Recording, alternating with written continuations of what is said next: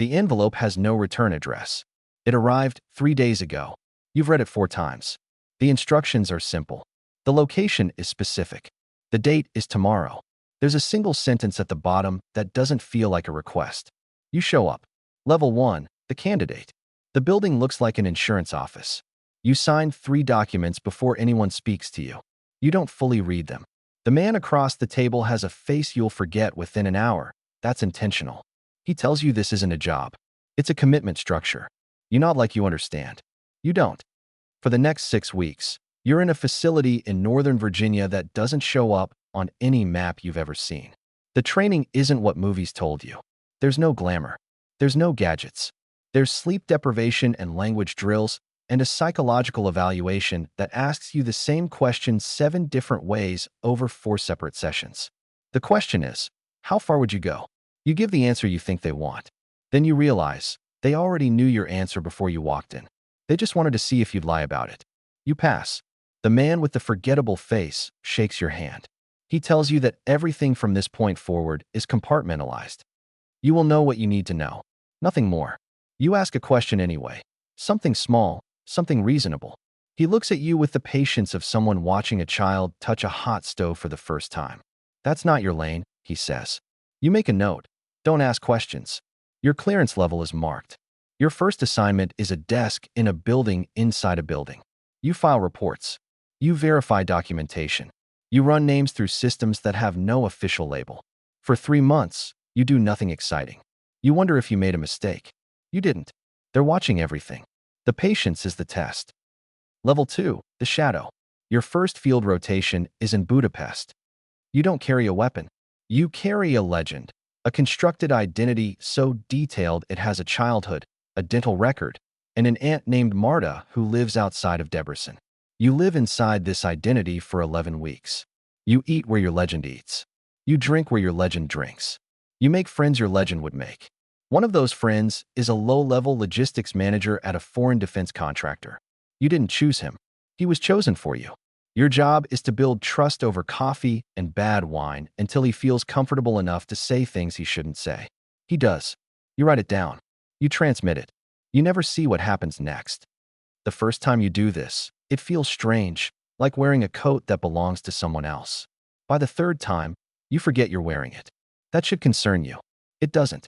You clear $3,200 in expenses that month, untraceable, routed through a consulting firm in Luxembourg that technically employs you. You live in a flat with 2 locks and no name on the door. You check your exits every morning before coffee. This becomes automatic. One night, the logistics manager tells you about his daughter. She's 9.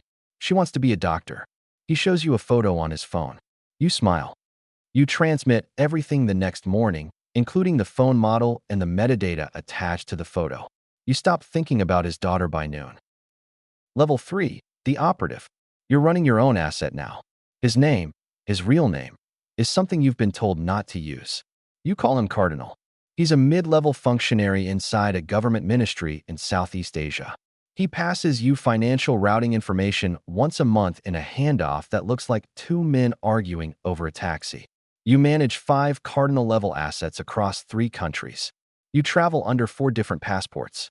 You've been to places that don't get mentioned in your file. The work is methodical. The work is clean. You are very good at it. One of your assets goes quiet. 48 hours of silence becomes 72. You notify your handler.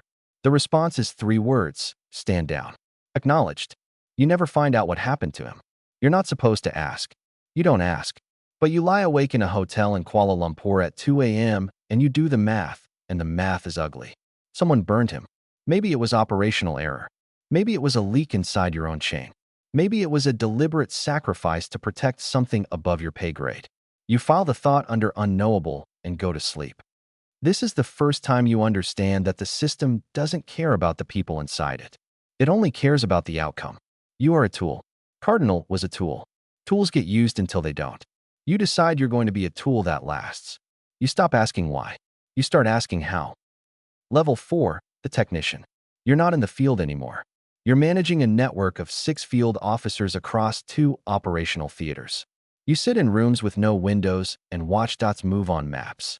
You make calls that redirect people's lives without ever raising your voice. Your salary doesn't fully exist. You receive $94,000 annually on paper through a DoD contractor umbrella. The other compensation is harder to describe.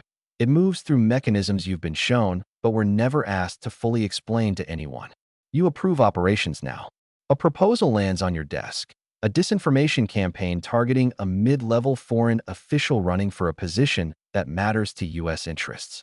The campaign involves fabricated communications, financial records, and a photograph that was digitally altered by a team you'll never meet. You read it. You sign it. You move on. That night, you watch the news and see the official's name in a corruption scandal. The story is spreading fast. You recognize two of the fabricated documents in the background of a press conference. Nobody else in the room would recognize them. You change the channel. You've crossed a line that didn't look like a line when you were standing on it. That's the thing about these lines. They're only visible in the rearview mirror, and by then you're already 3 lines past. Level 5, the architect's apprentice. They bring you into a room you weren't told about. 12 people. No phones. No recordings. A whiteboard with a name on it. A foreign energy minister whose policies have been quietly destabilizing a regional alliance the United States has spent 14 years building. The conversation in that room is not a briefing. It's a construction project. By the end of 2 hours, there is a plan. The plan doesn't involve bullets or surveillance photos. It involves money, timing, a well-placed rumor, and a man in Zurich who owes a favor to a man you've never met. The minister will be removed from his position within 90 days. He'll think it was his own political enemies. It will look that way to everyone, including him. You contribute 3 tactical points. To get used. You walk out of that room different. Not because of what you did, because of how natural it felt. That's the part that stays with you. You have clearance now that doesn't have a name. You travel with a level of diplomatic protection that means you cannot be stopped at any border in 31 countries. You've lost contact with everyone from your old life. Your mother thinks you work in data security. Your brother hasn't heard from you in 2 years. You don't miss them in the way you used to. You miss the version of yourself that would have missed them. Power doesn't arrive loudly. It seeps in. One day you look up and you've been making decisions that bend the shape of the world, and you feel nothing dramatic about it. You feel efficient. You feel useful. That feeling becomes its own addiction. Level 6, the station chief. You're running a country. Not officially. Officially, you're a senior diplomatic attaché. But inside the embassy, inside the compartments within the compartments, you run every intelligence operation on this soil. You have 12 officers under you, 8 local assets, 3 operations running simultaneously, and a direct line to Langley that bypasses the ambassador. The ambassador doesn't like you. You don't care. You've outlasted 3 ambassadors. They rotate. You stay. There's a local journalist who's been getting too close to one of your cover operations. You don't order anything violent. You don't need to. You make 2 phone calls. By Thursday, the journalist is dealing with a tax investigation that will consume the next 18 months of his life. The story dies. One of your officers, 26 years old, second rotation, bright, asks you directly, "Did we do that to him?" You look at her the way the man with the forgettable face once looked at you. "That's not your lane," you say. She nods and goes back to her desk. You watch her and remember what that question felt like when it was yours to ask. You don't tell her it gets easier. You don't tell her it gets harder. You say nothing because neither is useful. At this level, you've learned that the most dangerous thing you can do is feel. Not because feelings are weak, because feelings have memory. And memory creates hesitation. And hesitation in this work is the gap between a clean operation and a catastrophic one. You've closed that gap. Level 7, the Ghost Protocol. Nobody knows your name anymore. Not your real name. The one you were born with belongs to a man who doesn't exist in any operational context. You've had 7 documented identities since your recruitment. 3 of them are still active. One of them has a family, a house in Prague, and a professional history that would survive a full investigative background check. You're not assigned to a station. You're not assigned to a division. You're assigned to a problem. When a problem is too sensitive for official channels, when it requires deniability so complete that even the people authorizing it shouldn't know the full mechanism, they bring it to people like you. There are fewer than 30 individuals at your operational tier in the entire intelligence apparatus. You've met 4 of them in person. You wouldn't recognize the others on the street, which is intentional. You design operations now. You don't execute them. You hand them to people 3 levels below you and watch them unfold over months. One of your operations reshapes an election in a country of 40 million people. You never set foot in that country. You never meet a single person involved. From your end, it's a series of documents, an allocation of $4.2 million routed through 7 intermediary structures, and 3 phone calls in a language you speak with an accent that belongs to someone else. The outcome is what was needed. The word needed used to carry weight. Now it's a technical term. Needed by whom? Needed for what? The framework is so abstract at this level that morality doesn't land cleanly on any surface. Everything is leverage. Everything is geometry. You live in a building in an undisclosed city. You have 2 people who ensure your physical security. You haven't had a personal conversation, a real one, not a constructed one, in longer than you want to calculate. The trade-off was clear. You made it voluntarily. That doesn't make it light to carry. Level 8, the unnamed. There's no meeting, no ceremony. One day you understand that there's no one left above you. Not because you climbed there, because everyone above you was moved, retired, or removed, and the architecture they built is now yours by default. You inherit the system without inheriting a title. That's how it works at this altitude. You're not on any organizational chart. You're not in any personnel file that anyone reading this is cleared to access. You exist as a footnote in 3 classified investigations that were each quietly closed before they reached conclusions. The people who make national security decisions, elected officials, appointed directors, career officers, they navigate around you the way rivers navigate around stone. Not because they were told to, because they've learned to. You have information on 17 sitting figures in 3 governments. Not as blackmail. You've never framed it that way in your own mind. As context, as leverage inventory, as insurance that the work you've built doesn't get dismantled by someone with shorter vision and a political timeline. You eat breakfast alone most mornings. That's not a metaphor. You're just alone. You've thought about walking away. You've mapped out an exit.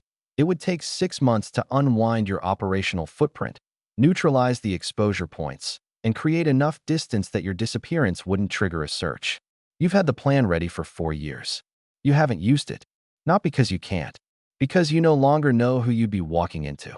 The man who entered that insurance office building 31 years ago, the one who read that envelope 4 times, he isn't inside you anymore. You didn't lose him violently. You just slowly replaced every part of him with something more functional, more durable, more suited to the terrain. That replacement is complete now. You sit at a window in a city you've chosen for its unremarkability. You drink coffee. You watch people move below, people with problems you could solve in a phone call, people with lives that will never touch the architecture you've spent 3 decades building. The world is safer because of what you've done. You believe that with precision, the way an engineer believes in load-bearing calculations. Whether it made you good is a different question. You stopped asking it years ago. Somewhere, a 23-year-old just opened an envelope with no return address. He's read it 4 times. The instructions are simple. The location is specific. The date is tomorrow. He thinks this is a beginning. He doesn't know that everything he is right now, curious, uncertain, still capable of feeling the weight of his own choices, is exactly what the system will spend the next decade methodically removing. He'll sign the documents tomorrow. He'll forget the face of the man across the table. He'll ask a question he shouldn't ask, and someone will say 4 words that will stay with him longer than anything else that follows. He thinks he's entering a career. He's entering an erosion. But he'll understand that later. Much later.